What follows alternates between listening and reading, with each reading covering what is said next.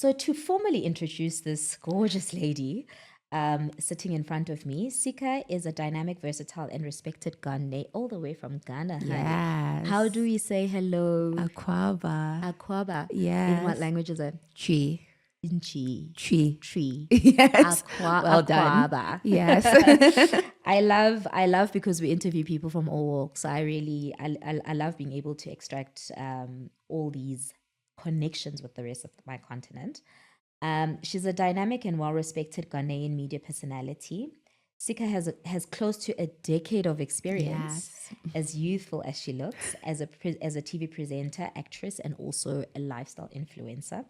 She started her career in PR, advertising, and marketing, as one of the founders of CANOE Africa Magazine, which set her up for entry into the creative world of film, TV, influencing, and content production, working with the likes of the popularly known media platforms such as DSTv, EP3, Ebony Life TV, as well as Africa. Her professional career launched when she became the host of various popular Ghanaian entertainment shows, such as Famous TV Show and the co-host of Africa's premium lifestyle and entertainment show, 53 Extra, which is also on DSTv. It is here that she interviewed an array of both continental and international celebrities, such as Kelly Rowland, honey. We'll get into it. Genevieve, Naji, Bonang Mateba, and Sakodi, amongst many others. She has also garnered invaluable experience in live TV show hosting, having done the live red carpet show of prestigious sort of award shows like the AMVCAs. What are those? So the African Magic Viewers Choice Awards. Yes. Several times at that. Yes. As well as other high-profile events like the Vodafone Ghana Music Awards and Glitz Africa Style Awards. Boasting a film career. Now this, I had to how old is she and how good does she look? Because I don't understand how you've managed to do all of these. So she boasts a film career that spans over 25 projects and 2 films currently showing on Netflix and on other streaming platforms such as YouTube and Showmax. She has beautifully complemented this with her TV presence, which is consistent across the continent. And I know you work across Ghana, Nigeria, as well as South Africa. And we must delve into this when we speak. Your love for film, especially the telling of controversial and thought-provoking stories, which I suppose birthed another business venture, The Creative Inc., which is a collaborative portal for young, new talented filmmakers and creatives to have a platform to showcase their skills in a credible way. I'm not done. Wow, is it me? Exactly. It's always like, is that me? Yeah. Her key career highlights include winner for Outstanding Women Empowerment Show for the Ladies Circle, among other nominations and awards. Apologies, not somebody calling me during the show, honey. Event host for shows such as the Ghana Music Awards and The Voice Nigeria and others that we've already mentioned for the live show events. TV presenter in the Ladies Circle and the MTN Hitmaker show on TV3 Ghana.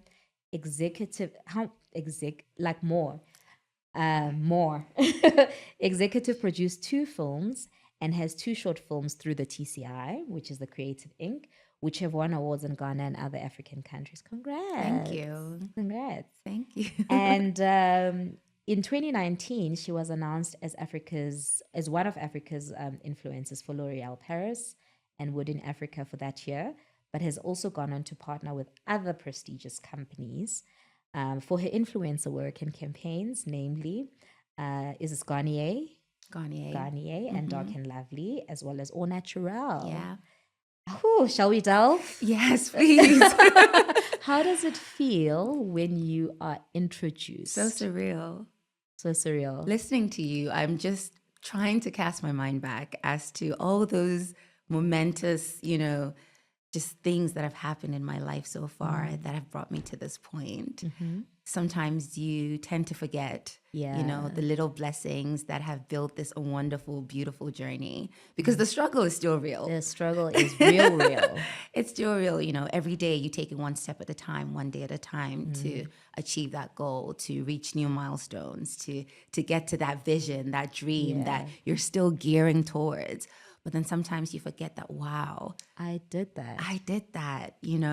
God has brought me this far, and it has just showered me with a lot of gratitude, honestly. I'm proud of you. Thank you. I think being somebody that's just meeting you, but I'm proud just to be experiencing the consistency through not only what I'm reading here, but also just the fact that you're still at it. Yes. It feels like this is sort of the foundation for the next big, your plans, whatever your goals are.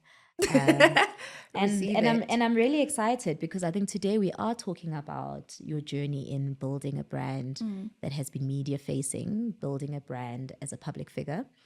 And we all have people that we benchmark ourselves against. We all have people that we probably idolize, and whose journeys we use to map our own journeys. And I mean, you have this multi-hyphenate career that spans TV, hosting, actress, as well as sort of content creator. Tell us the story of how you entered the industry, because I want somebody who is at home viewing or listening to see themselves and to connect with the journey. Yeah. Let me just preface it by saying that it's not easy. Yes. I know, cliche as it might sound. I come from a family of academics, and I think a lot of people within the African space have that same story. I did law. I'm a solicitor. I was just about to go write my bar exam when I wouldn't say I had a premonition or just this burst of wanting to change my life and live in my passion when I saw an ad from DSTv MultiChoice advertising a slot for 53 Extra. I think before it used to be called Studio 53. Oh, is that the show? That's the show. A lot of people knew it as that. And it had presenters from all over the continent who would showcase Africa in the most beautiful, stunning light. And I was like, I want to do that, There were two presenters from Ghana who were on that show. There was a lady called Black Coffee, beautiful, dark-skinned, bald-headed woman, very articulate, just had so much presence on camera, and she used to just captivate me. And she was so confident in her skin and her love for Africa. Even the way she dressed was so African, was so beautiful. Love that. And then there was another lady called Anita Eskin. If you don't know her, go Google her. She is a powerhouse. Hopefully one day she would be right here, just having a conversation. No, definitely. We'll make that happen. And she, for the longest time, has been my inspiration and my mentor. Just a woman who is confident in her own beautiful African Black skin, wants to showcase Africa in such a beautiful light to the international world and even to ourselves, because you'll find out. To ourselves yes, first. Having traveled through the continent, that we don't even know a lot about each other, True. And then that raises a lot of conflict sometimes, misunderstandings, when we have so much in common. If you are able to so just much beautiful things that connect us. So. And even though there are differences, I think it is just a way to learn and expand our worldview and our continental, view as well. But those were the people that I wanted to be. Yeah. But I wasn't given opportunities to do that. I didn't know how to enter the industry. And I think when you were reading my bio, you spoke about having a background in PR, advertising, and brand development and media. And that was when I got a glimpse into this life, this space, because I was interacting with creatives from all over the continent, from fashion, from art, from music, because we wanted to, CANOE Magazine was a luxury lifestyle magazine that wanted to sort showcase. Of convening. Yes. Okay. Wanted to showcase African luxury through our eyes to our people. Yeah. So we were able to reach out to so many people on the continent who were doing amazing things, putting Africa on the map. And that's where I started to get a glimpse of this life and how it was possible to actually be in it. So when I saw this ad from DSTv that they were looking for a presenter from anywhere in the world or anywhere across Africa to be part of the team, I ran. I did not skip. I did not walk. You sprinted. I sprinted, Sometimes you got to sprint. You have to sprint, because you've got to grab really hold of the moment. Yes. You must just dart towards it. And I had a day to prepare. So if I saw it today, the auditions were tomorrow. Oh my. And I'm in Ghana. I have to put together in Nigeria, in Lagos. Did you need to travel? I needed to travel. I needed to buy a ticket. I needed to put a resume together. I needed to put a show reel together. And I hadn't done much since then. I just done little things through the CANOE Magazine space where I would offer myself to do some PR work or media work. If they had to talk to somebody on the radio about CANOE, I'd be like, I'll do it. So put that together. Go to my mom and dad and say, listen, I got to fly to Nigeria. I got to fly to Nigeria. I know you are not necessarily supportive of this situation because you see the lack of stability within the media industry. Obviously, the mentality then as well is that it's not a stable industry. It's it's for a hobby. But I kind of need some money to buy a ticket. I'm gonna need you to pull through. And right now. And let's make a deal. When I come back, if I don't get it, we will mention this. We're done. We're done. But if I get it, then this would be our step together as a family of you supporting me in this venture that I want to take and being this media personality. And they just laughed and they're just like, okay, but if you promise we're done, then okay, And I think that says a lot in just, I know self-belief, but just advocating for self. Stepping into your passion with confidence and just saying, listen, I believe in myself. I'm counting on myself. So I need you to count on me as well. And I went to the audition. I was number, 200 and something or 100 and something, and thinking, gosh, what a waste of my parents' money. Child. What a waste of my parents' money. They'll be tired by the time they get to me. But I think there's something so divine about a season, somebody whose season has come. And it seems like in that moment there were all the divine steps, just paths cleared to really get you in that place and in that position. And today we're speaking about it retrospectively. Speaking about it as something that you've done because of course you did become the host of 53 Extra. And how was that experience? How was the experience of wanting something and getting it? Because I imagine I can't be the only one who gets paralyzed by the moment of success when the thing that you wanted or that you sought after so much finally comes and you're just sort of paralyzed by the moment. I think, So how was that experience? That's the word. 3 months later, when I got the call, I was paralyzed. I sat in my room for an hour just in shock. In disbelief, because 3 months, you audition for something and this industry, usually no news is bad news. No news means they don't want to break your heart. You would find a few production companies or a few companies who have the decency to call you and say, listen, we thank you for coming, but unfortunately you didn't get it. So others just crickets.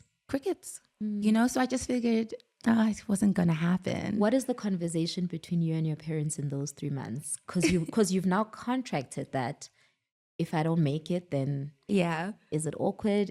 Are you still getting the support? Are you still hopeful? No conversations, just action. So now I'm concentrating on the legal aspect. Now you're like, don't want to have that awkward conversation. I get that. I'm concentrating on the legal aspect. I'm looking at where, studying, going through my law books, preparing for exams, figuring out how I'm going to write the bar after that. That was pretty much where I was. And the call comes. Yes.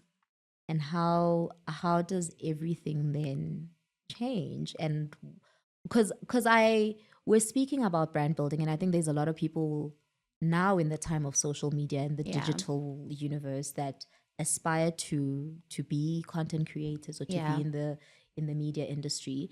So I ask very granular questions for their benefit and my own to say, you get the call, and how quickly do you have to start up, or do you have to start? I don't remember what that turnover was. It was quite quick, but they did give me time to sort of put things in order because the fact that I got the job meant that I had to move. Yeah, to Nigeria. Yeah.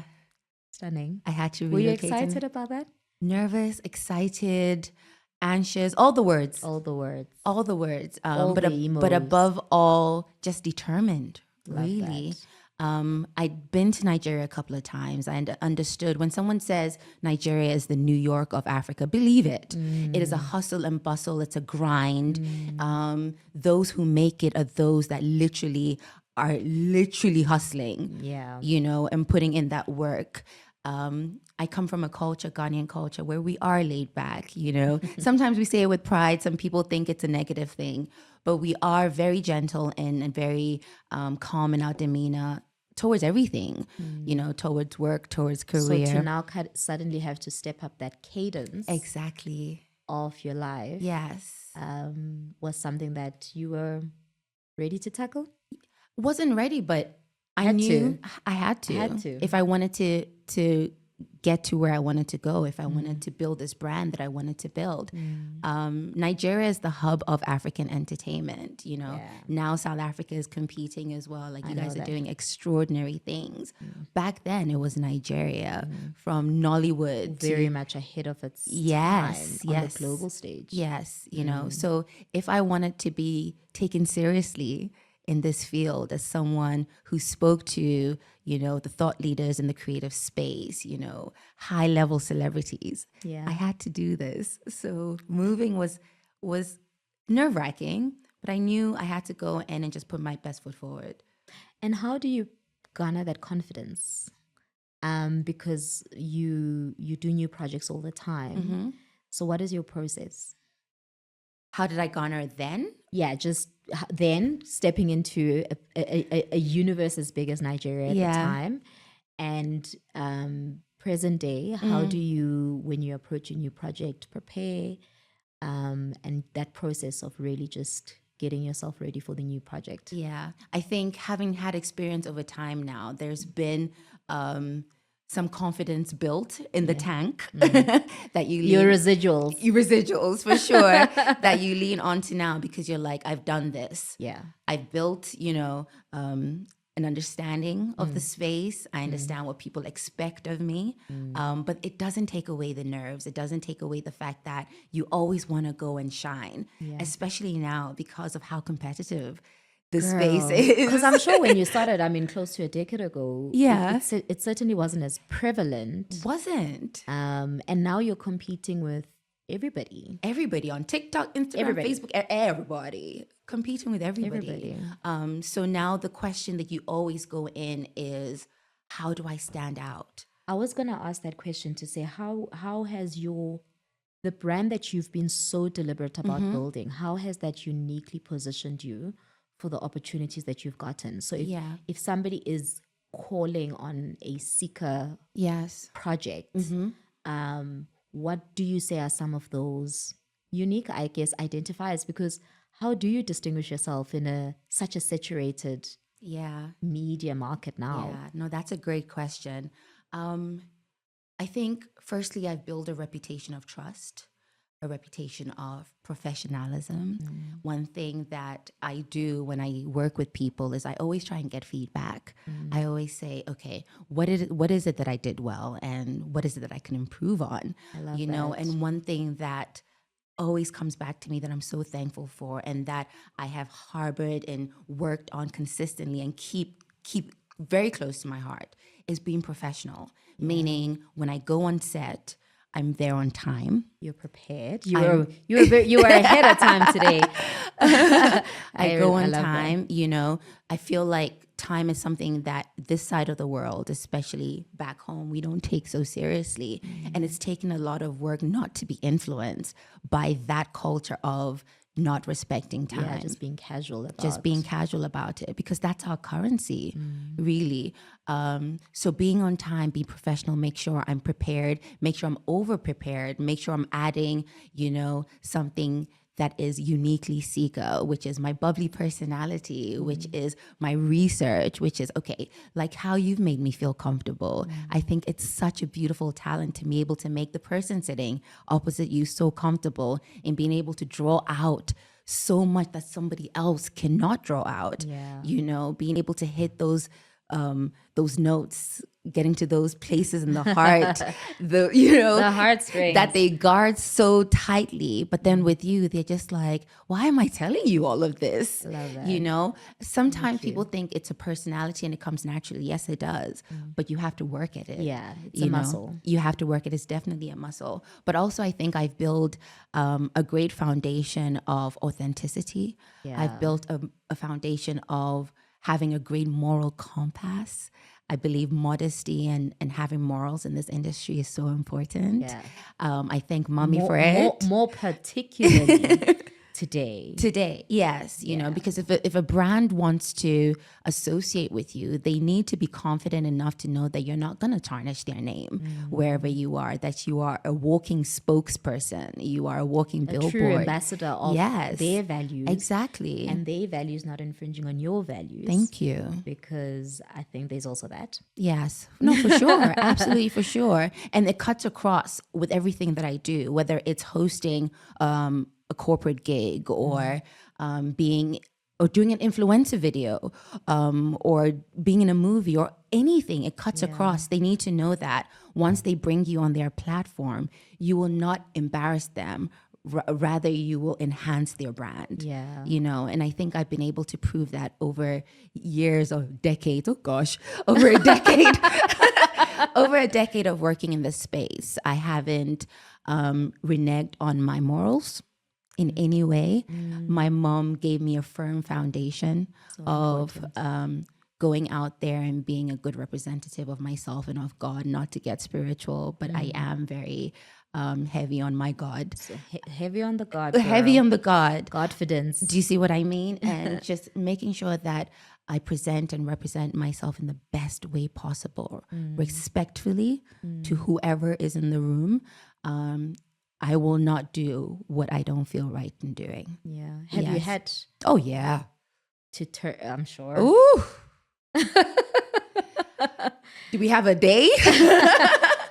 Do we have a day from... And I think not much is spoken about women being in this industry and the compromising positions you find yourself in. Because people know that you're maybe perhaps trying to build your brand. Yes. And there's not a desperation, but a hunger. There is a hunger, yes. I love how you differentiate between desperation and hunger. I've never been desperate to be famous. I've always believed that the work will do the talking. At some point, it wasn't enough. I'm going to be real with you. The work alone. Being in the social media age where you actually had to curate your brand and put it out there. It's not just about the work, because sometimes people don't see the work. Yeah. Do you see what I mean? People didn't see the Sunday nights or early mornings. Whatever it looks like. Yeah, they don't see that. What they do see is what you present them. So being able to package that beautifully and putting that out, and something that I'm still learning to do. But yeah, in terms of the compromise, from being asked to lighten my skin. No. At some today point. Still? Not today, but earlier. Earlier in your career. Earlier in my career. In Africa? Yes. Girl, no. Yes, in Africa. And sometimes it's not a blatant go and lighten your skin, but it's the fact that people of a lighter skin are being chosen over you, even though you feel like That's such a shame. You have more of a... It's such a shame to have to be subjected to that even on the continent. Yeah. It's definitely changed now. Thank God. Yeah. You know, we're embracing the beauty and all the hues. Yes. And shapes and sizes. Yes. No, colorism is cultures real. Colorism is real. It's something that I don't think we talk about more now, because now we see sort of like a wider representation of beauty across. But before, it was very real. Certain comments that would come from makeup artists or from lighting assistants about being unable to light me properly. That is crazy. Being able to light me up properly, to even situations where people will ask you to sleep with them, if I can be real, to get a role or get a part, or even sometimes, and maybe people don't see this as being asked to compromise, but when people want to pay you for your talent in exposure, like not paying you in what you actually worth. Yes. Or exactly. like a bill. Like a bill. Because I'm out here to bill. Exactly. Because you saying like a trade exchange of sorts. Yes. I understand the principle of barter. Right. You know. But at some point, you know, when you still come to me and say, oh no, we're gonna give you exposure, you're gonna be on the platform, people are gonna see you, when you know that. And how much money are you making from that, you know? And you know, so you I know you've worked extensively in South Africa, in Ghana, and in Nigeria. What markets would you like to expand to do more work in? And just what is vastly different about those three markets actually? Yeah, I would love to work more in South Africa. Yo. book my girl. Please book me. Loved working here because of the culture of work and how people work here. The attention to detail, the respecting of time. Back home, the crew, the cast, we're not necessarily paid per the hour or by the hours. Paid for the gig. You paid for the gig. Okay. You know. So there's no time tied, value tied to time. Yes. So then there's urgency, you know. There is a little fire up your bum to stick to time, work according to time, and get the work done. And it's something that we're working on back home. And I'm hoping that I'm part of the culture and changing that, you know, in the process of changing that. Just by your conduct alone. Yes. Just by your conduct alone. Yes. And speaking up, you know. I think I've gotten to a point in my career where I don't mind when someone says I'm difficult because I'm asking for things to be done properly. Yeah. Because it's your brand. And yes. And the values that your brand comes with. Yes. Are respect. Yeah. Pervasively. As a start. Yeah, no, correct. So those are not menial things. No, you're right. You're right. In the beginning, for anybody who's watching, who's new, I know it's going to be difficult for you to stick your neck out and say, guys, can we do things the right way? It is difficult. It's difficult for me. You know, I saw so many things happening that I couldn't say anything. But I think once you have a better foothold and in the industry. Time. Years on earth. Yes. They will respect consistency. Matters a lot. Yeah. Well, we've already alluded to some of the barriers and challenges you've experienced as a suppose a media personality. Have you considered? So you mentioned that you want to work in South Africa more. I do. What kind of projects would you want to work on? Film, more acting? Yes. Okay. Well, definitely movies? More film. Yes. More movies. Love Scandal. Love your soapies. I think the challenges, which I'm sure you would bring up, is the fact that I don't speak the language here, the vernac, you know, which is something that I think is required. And it's a beautiful thing in the sense that a lot of content here is made for the consumption of the people. Yeah. That's beautiful. And we have to localize. It's so important because we're only really beginning to own our stories and our narrative. Yes. So I get that. But I believe this room. I mean, do you do accents, or have you been asked to do any American roles? Yes. You know, British roles, American roles, African roles. Because sometimes they do need somebody from Nigeria to come and give them something. You understand? Do you speak Pidgin? A little bit, yes. I love it. You know, so I have been privileged to get a few of those roles. But yeah, hopefully there'll be more room for that. I'm not great with learning languages. So I have to be honest with myself, which is something you have to be as well. So I don't know if I'm going to pick up Zulu or any of the languages here very easily, but we'll try. We'll try. Because hosting events, hosting TV shows, as long as they're in English. I'm your girl. Well versed in. Yes. And what excites you the most about being African today and the opportunities that are on the horizon from a global perspective? Yeah. Because you spoke earlier about living in the US. Have you explored that market? No, not yet. Not yet. Little scared actually really to explore that market. So I did a few hosting courses in the US. Had the opportunity then to actually see what the market was like, in the US. And what's your view? I think because we must get into it. I mean, we've seen everyone ranging from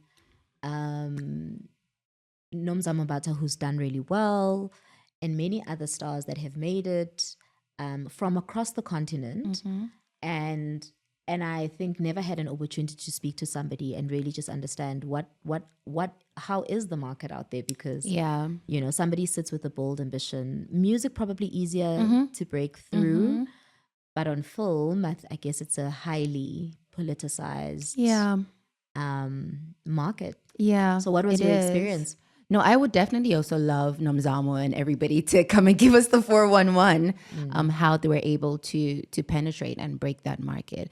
The saturation is There's real. A lot. Ooh, there is a lot. A lot of talented people. A lot of talented people and a lot of talented American people within their own space trying to break through. I get that. So to come in as somebody who's external, I guess, or a different market, it poses that much more challenges. It is definitely more challenging. So that's my opinion, that it is more challenging, especially if you're doing it by yourself. I think if you're blessed enough to be poached from here, that side for a project, that's a great in. Now that we know that Hollywood is looking this way, it probably serves me much more to be able to establish myself this side and make sure that I am trying to be in spaces where I can be seen by them. So I think that's an easier journey. Being a lot more deliberate then about the work and the projects that you take on. Yes. To, I suppose, always be communicating that brand sentiment.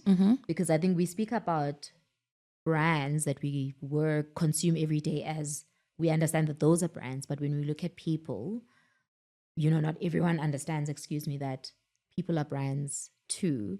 And thank you to social media, because in my much earlier marketing days, we were trying to preach this message of people as brands. And so it's exciting to see just how certain people have managed to harness that. And the science of it is really in the consistency of the work that you do on your brand every day. Yes, and the authenticity. Yeah. Because that's the unique, because we're also different and diverse. Yeah. So I guess that's what makes one unique from the next. Yeah, no, it is beautiful. But I still do see myself as being part of this new African renaissance that is changing the narrative about African stories. Certainly are. Yes, so even now when I pick my projects, I always want to make sure that there is some sort of credibility in the story that is being told. Before it was like, okay, let's just take the American stories and try and Africanize them. Yeah. But now we're like, no, we're tired of that. Actually, we can write. Yes. We've got so many stories to draw from, just lived experiences as well. And I guess those are the ones that land more authentically, don't they? The lived experiences that we are afraid to share. Yeah. Personally, for me, I don't put a lot of personal stuff on social media.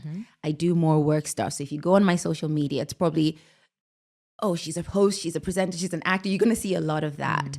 Now I'm trying to build a confidence in telling my, story through what I'm going through. It's scary.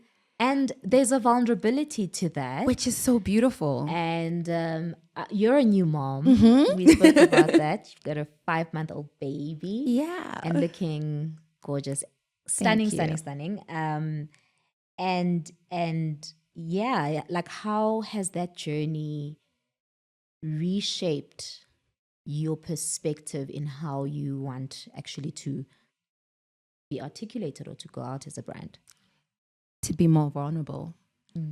To be more vulnerable. I think there's so much beauty in vulnerability. So much. I remember when I shared my story about what I even went through my pregnancy. It was like a short little reel where I just kind of highlighted some of the moments that I went through. And initially, I was just going to highlight the cute ones, you know. because we're perfect. We're perfect. Because we're perfect. Or you at least know? And I mean, they desire for us Right. to be perfect. But we're a mess. Listen. A good mess. I was a mess. Yeah. You know, I had moments in there where I could actually put on makeup and go in front of the camera and people wouldn't know. But it would take so much effort. I remember there was this time my makeup artist she was panicking because I couldn't breathe. Whilst we were doing makeup, I was like, please stop. Was that a moment of fatigue, overwhelm? You know, as the baby is growing and is literally squishing up your organs. And you're a small frame. Squishing me up. I'm unable to breathe. And that was a huge problem during my pregnancy. I'm so Just this sorry. lack of breath and dizziness and things like that. And there were times where I would have to literally lay on the bed for them to do my makeup and things like It that. looks different. It will look different. The process at different phases will look different. Yeah. And but you persevered. No, definitely persevered. But instead of putting my perfect pregnancy the facade, something just said, no, just showcase what it really is like. You know, just give them a glimpse, if it's not the whole thing, of what it takes to be able to go through this process. Yeah. Because I think we've just lived in this life, this bubble, you know, for way too long, where women are still shocked when they go through some of these things. Yeah. I've had sisters, I've had aunties, I've cousins that have been pregnant, but realized And to live it yourself. it's so different. It's so different. But showcasing what I went through and the response. Yeah. Because you were truly yourself. Warmed my People heart. connected with you. Mm-hmm. People Just warmed connected. my heart, honestly. You know, showing my face full of pimples, showing me in the hospital bed crying because they couldn't hear a heartbeat or just... But people were like, I've been through that. And it's so great to see that you're showing, because it means we're not alone. And to have a platform. Yes. I know. So I think that for me was such a great experience, and it's just boosted my appetite for showcasing. Are you okay, Mama? I'm okay. No, it's hard. You're getting me in my No, I'm so feels. sorry. Please don't say sorry, because I think we ought to do it more. Yeah. Because we build these pristine personas that are unreal and actually are walls that keep us safe, but ultimately shut a lot of who we really can be. So I'm so proud of you for choosing to be authentic just to the moment, because we've spoken a lot about authenticity in this conversation, and I hope it comes through as palpable as I'm feeling it in the studio, just around really how you bear yourself. How do you draw from that to then tell a story or character, or even just as an actress in particular? I think as actors, and this was something that I learned. So I've done acting and I've courses across, like in Ghana and Nigeria. And then I came to South Africa in 2017. for 2 years, and I actually went to City Varsity, and I did an Oh. acting course, and I yes, love an academic yes, because you can always learn a new skill. and it was such an eye-opening experience. Being taught how to keep a memory bank of emotions Oh, wow. that you can draw from whenever you need to tap into it to perform.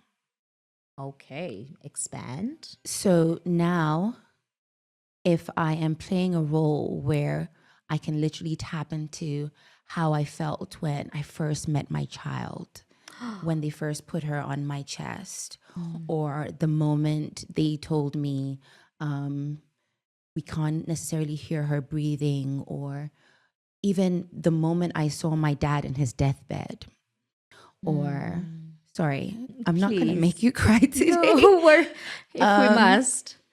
I'm able to draw on that and use that in the character. So now I'm consciously building a memory bank of emotions. Wow, I've never heard it articulated or explained quite like that, because you see actors or actresses just cry instinctively. And Yes, I don't have that skill. But just the ability to garner it from the bank Yes, of emotions. yes. How do you get down from the emotion after the scene? Yes, well, that's all a skill where you have to sort of kind of let go, and something they teach you in, in acting school and theater school, because it stays with you. It stays with you. Gosh, you're gonna make me cry.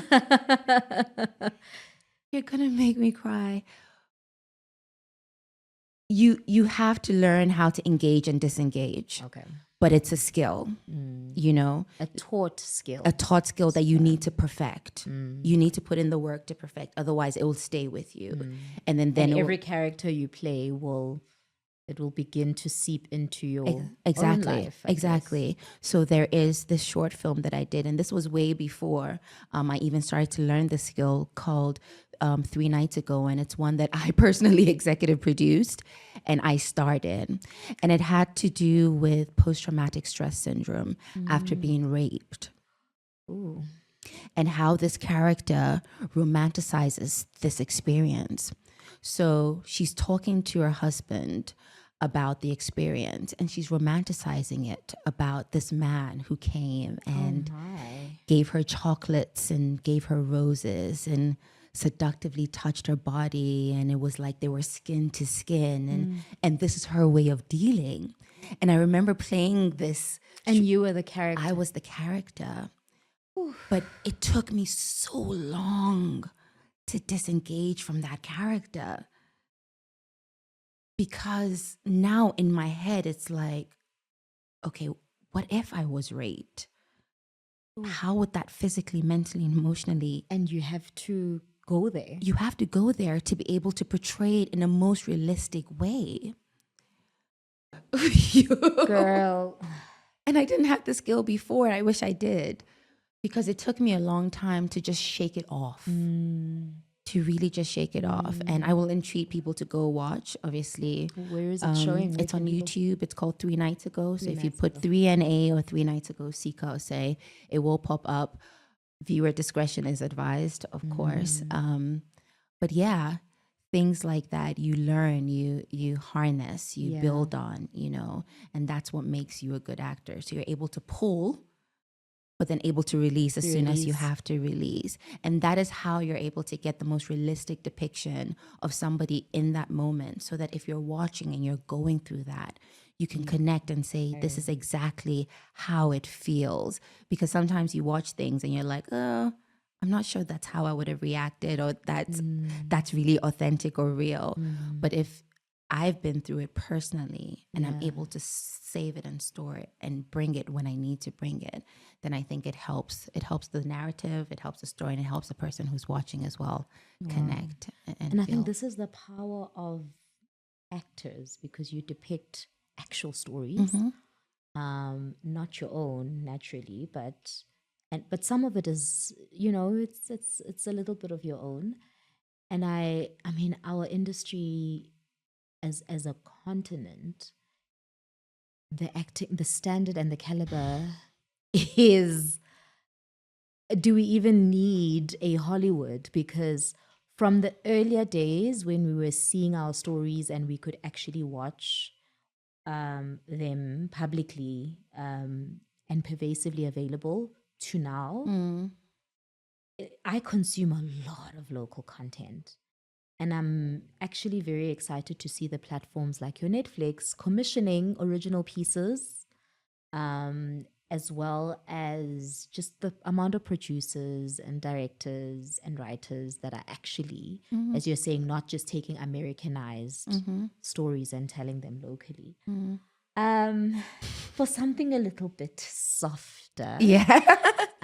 But thank you for really just allowing me to go there with you, because we could have somebody who wants to act, who actually has themselves lived these traumatic experiences and wants to depict or tell them, or it's just somebody who just sits and has the ambition to become an actress. It's important for somebody to know that this is what I'm going to have to be able to do or to acquire as a skill. What boundaries have you created between your work and your personal life? Oh, a lot. A lot of people don't know my personal life, and that was intentional. Like I said before, I always wanted the work to do the talking. Now it is, I think, like I said before, it is endearing to people when you let them in a little bit so that they feel a bit more connected to you. Yeah. So it's just not the work. It's not just you being professional. Yeah, just like robotic. Yeah, you know. Just putting out work.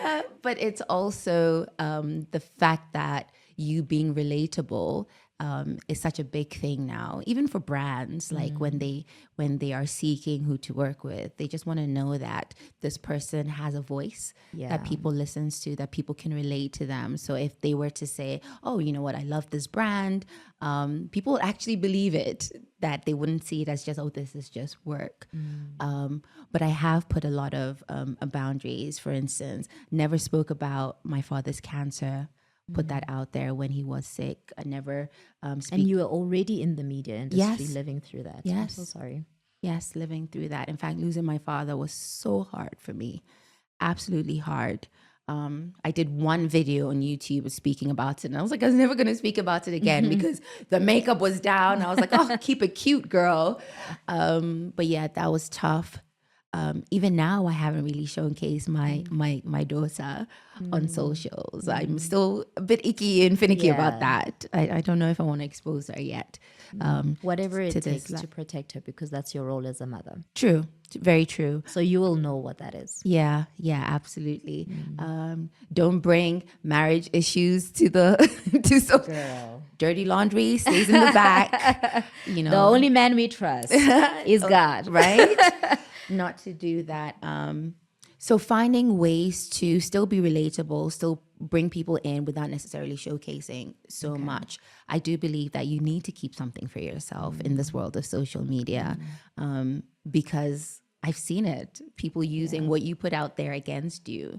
And I don't want that to be in that space. I don't want to be in that space. So yeah, still putting boundaries, but being a bit more vulnerable as time goes on. Things that I believe will inspire, will strengthen, especially women. Will build. My demographic, my community, people that I know look up to me, things that I know will help them, I'm willing to compromise on. Things that I know will help improve the industry, especially back home where I'm from. I will talk about it and put that on. But aside from that, to preserve some for yourself. I think that it's a sane and a safe mechanism to have. Can I also just say, I feel like that has added to mystery when it comes to my brand. Longevity, and sustainability, love that. Because people still see me and they're like, okay, we know she's an actor, she's a, we know she, when they meet me one-on-one, they always say, gosh, like, it's so nice meeting you. You know, you're bubbly, you're fun. Yeah. But then they still don't know so much about me. So there's still this intrigue. And I think that adds to longevity in the industry as well. Yeah. Because being in the industry for 10 years, it's not easy. And also, It's not like beans. you date very quickly. And if you've told us everything, what else? What else? What else? Absolutely, what else? So you still have to keep something for yourself. Keep them guessing Definitely. a little bit, you know. Gosh, there's so much to be said, but yes, keep them guessing. Actually, when you said that, I thought of Bonang, and Bonang she's gone through the full cycle of being the media darling, but also being at the hands of them dragging her. And I love how beautifully she's come out on the other side of all of it. Yes. Because she's still the fun girl that we see that we saw on her show, on her reality show. But I love, because you know, I spoke about years on earth. There's a gift that maturity and time give you. Because I also think now that you're saying you feel like you can be a little bit more vulnerable, but you're also a lot more sensitive and mature about knowing what to share and to what degree. So do. Yeah. Speaking of Banang, you're right. The mystery is still there. Yeah. You still want to know what's going on in her life. Yeah. No, absolutely. And I know one of the things that you advocate for are self-love and this just youthful exuberance, which I think is so important, especially for women who, I think our industry not so much anymore, because at least the industry that you're in, marketing and advertising, well, I'm still in marketing and advertising, but media, doesn't have the ageism so much anymore. But what do you wish women deduce from observing your journey? Oh my gosh. I love it when people says, how old are you? I love it. And it's not just about how I look. I think I just have a youthful spirit. And I want that to come across in everything that I do. Of the heart, yes, darling. Yes, because there's something to be said about entertaining that inner child. It keeps you happy. It brings a joy to your life that sometimes is hard to attain in this world that we live in. You know, life is lifing. Problems are probleming, if that's a word. Now it is. Listen, and I've noticed as I'm growing up, and every day there's less and less of something that to be happy about, if I can put it that way. It's not as joyous as when we were younger. Yeah, you know, the carefree. You know, we weren't so uptight about how people saw us or looked at us, and we weren't so milestone driven because the pressure is pressuring. Yes, to hit milestones. Listen, now we have all that pressure. So being able to stay connected to that inner child just reminds you that life is not that serious. Play. You know, play. You don't have to always be concerned about what people think about you or putting this perfect front, you know, putting that up. Just be yourself, and you realize that it permeates through everything else. Being truly happy. Yeah.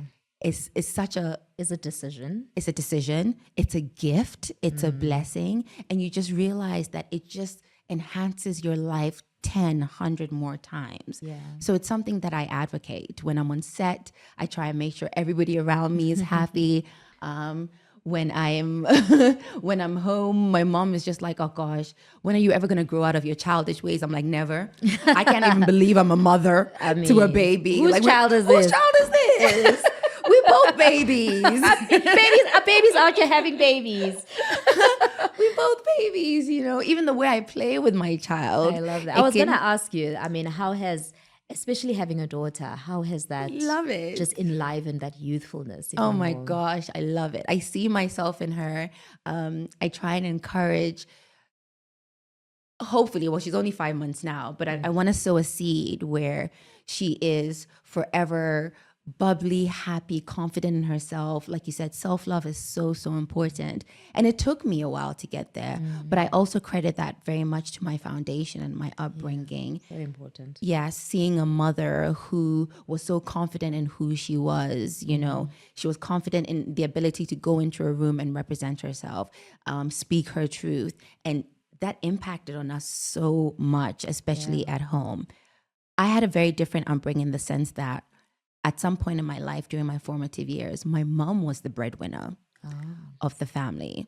She was a diplomat. She worked with the UN, so she had to do a lot of traveling. What a beautiful picture to see. But what makes it even more spectacular was the fact that my dad was still the head of the house. So she would come home, bring the bread, but she would still be, you know, very respectful to my dad. My dad would be the one to make sure that the money was allocated where it needed to be. There was never a situation where we felt that, oh, because mommy brought, you know. That's a strong woman. Yes. That's a woman who's clear. Very clear. Because it takes nothing away from me. Exactly. I don't have to lose my power to. I choose to give my power. Choose. I love that. You say it better than I can. So, you know. Hello, mommy. So having a mother who was so confident and strong and still understood her place in terms of, I'm the mother, I'm the wife, I'm going to support my husband the same way he's supporting me. Because I have to big up my dad as well. Having left his work to be a house husband, to take care of the kids. The consistency of that. Yes. Not being demeaned for doing it. Absolutely. And my mom always showing him that love and respect and gratitude for putting his ego aside, let's just put it that way, and saying, no, you're the one that needs us to come because you're traveling, you need your family. I'm going to make that sacrifice and come. But she being able to balance it so beautifully. And I think balance is the word that comes up for me when I see my mom and the foundation that she's brought us up with, you know? So yeah, like, sorry, I've lost track of the question right now. No, it was just around what you want women to deduce from your journey. Yes. So understanding balance is basically where I was saying that you can be strong, be motivated, be driven. Be a boss. Be a boss, but you can also be soft. And like a petal. Like, you know, when you need to be. Because we should live the full spectrum of who we are. I think we can if we choose it. So I love that advocacy for self-love. Because more so now when it's so easy just to look at your neighbor and always be comparing. So love that intrinsic motivation to drive yourself forward. Yeah. And you've now evolved your journey to content production and lifestyle influencing. What are some of your desired future collaborations with brands? And speak boldly, girl. They could be listening. I have like a whole list. I've been blessed. I think a year or so ago, I did some work with Nivea back home in Ghana, which was great. It was one of the brands I always wanted to work with. I want to work with Dove. Dove is such a beautiful brand. I actually had a sense you'll say that. Did you? I did. Just from getting to know you in this conversation, I can see you being a Dove girly. Dove girl. No, I think I'm a Dove girly. Dove. Unilever.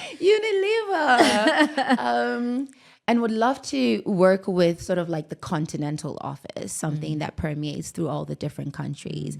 I think I've set my brand in such a way where it makes sense to be positioned that way.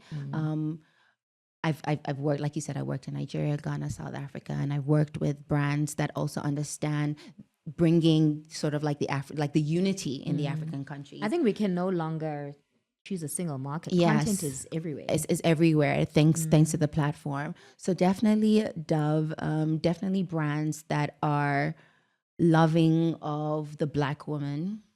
I say that proudly. Aligning in values when it comes to that. There has to be synergy. I'm a beautiful, intelligent, brown, dark-skinned woman. Speak on it. And not to say, anything about, but inclusivity is very important in terms of who I align with when it comes to brand association.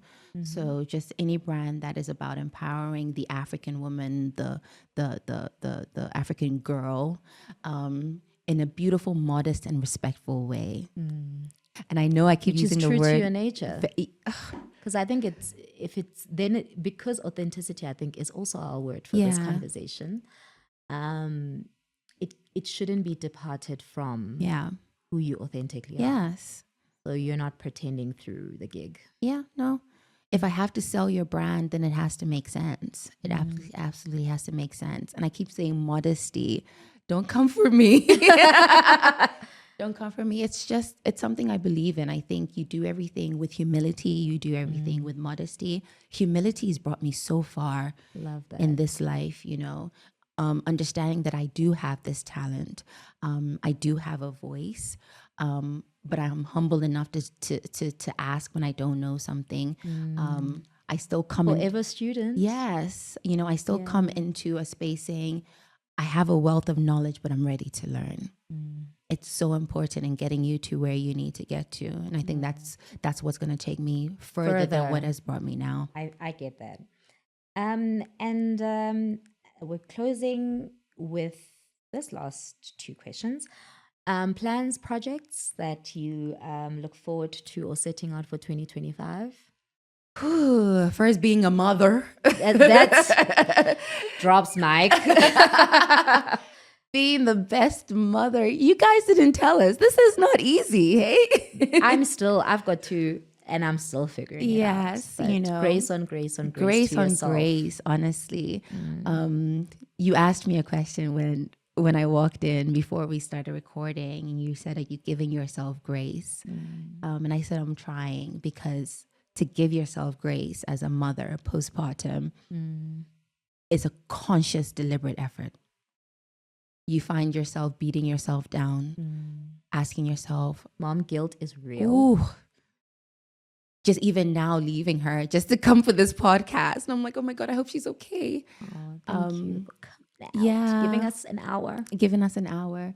But just you keep asking yourself, am I worthy? Am I worthy? Do I have what it takes to bring this human being up in a way that she would be thankful and grateful for when she grows up? It's a lot of responsibility. And it requires time. It requires patience, something that I'm having to train myself in, because let's go. Yeah. Let's go. So it is really a setting a different pace to your life. I mean, I'll offer you this. I don't think if kids came with manuals, girl, we would be hitting all the marks. But for me, I found that rooting myself, my relationship with God grew closer when I became a mother. Yes. Because I just had to go to somebody who knew divinely these young humans. So I constantly even today, we're on a journey of getting our son into high school, the older one, and it's going back to him and saying, plant him in the space that he is supposed to be in, with the community that will embrace his gifts and his talents, and teachers that will mentor and protect and guide and guard.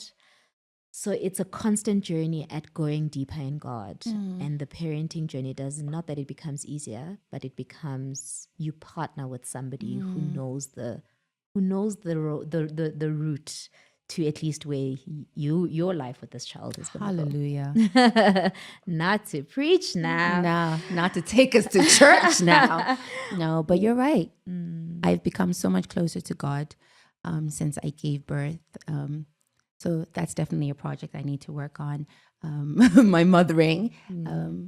Films, I definitely want to get more into films, executive producing myself, because I realized even from the beginning that I need to put myself out there and I need to do things and put out there things that I want to be seen in, characters that I want to be seen in. And then hopefully those powers that be will now see it and be like, okay, she's a good fit. Self-investment, very, very important. And just planting roots. I'm going to be more this side as well because of hubby, and we just want to be stable because of baby. So just coming into this market with a lot of faith. Yeah. I've told God exactly what I want to happen. Be clear, girl. The timelines that I want it to happen in. I'm telling God, I know I can't speak Vernac. However, I'm open. And the roles that are meant for me will just spring forth. So watch out for me in that respect. Yeah. Well, we welcome you. Thank you. Fully embracing you. And we hope the people that make the decisions on these projects. I'm seeing Nelson waving outside the studio, Makamo. And finally, what is your ultimate luxury? The question of the day. No, so I did think about it because I realized that this is something that you ask all your guests. And I was like, wow, okay, what is my ultimate African luxury? And so many things came to mind. Of course, I'm blessed enough to wear some of the most beautiful gowns, couture gowns made by such talented I saw you ran that sale, girl. Why didn't I get a call? African designers in Nigeria and Ghana. I'm hoping to work with a lot here. I know David Klale. Yes. I hope I'm pronouncing your name well. We'll get there. And just so many of the South African designers. So on a physical aspect, I get to experience African fashion. I get to speak to African music because I'm immersed in that space as well. I get to travel. I remember my show on Safari where I got to go to 5-star safaris in South Africa. Oh my goodness. How beautiful. How beautiful. Oh my goodness. Unfortunately. Heaven and earth. Heaven on earth. Yeah. COVID happened, so we weren't able to do on Safari, Kenya, and all the other countries. I was looking forward to that. So on a physical, level, I get to experience African luxury through my work, and I'm so grateful to God for that. But on a emotional, spiritual, mental level, luxury in time. I've been able to work for myself for 10 years where I can dictate where I go, how I come in and out. Being a brand on your own means you get to decide how you spend your time. So now I'm able to carve out enough time to spend with my family. I love that. And spend with my daughter. And I think that's a What luxury. An honor. It honestly. It is truly. And yeah. I hear time. If we were to survey it from all the episodes we've done, time seems to be the ultimate luxury. Yeah. I think in a world that is so fast-paced, in a world that is always on. I think to be able to peel yourself back, to choose the things you spend your time on is indeed a luxury. Yeah. So thank you so much for sharing that. No, thank you. Thank you for having me, think deeply about about that, because it, like I said, it always brings you to a moment of gratitude and gratefulness that for 10 years you've been able to sustain yourself. You did that. Whilst choosing and picking what you did, when you did, and who you did it with. And not everybody gets that liberty to do that. So, and working and earning. Being able to take care of my family through, following your passion and just being, confident and, of course, praying through life, And I think that's another luxury, being able to have a relationship with God.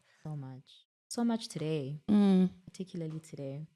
Safe to say then that your family now fully supports your They don't have a choice.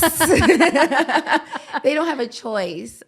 My last memory of my dad was him watching me on screen. And it's so prevalent in my mind before he passed.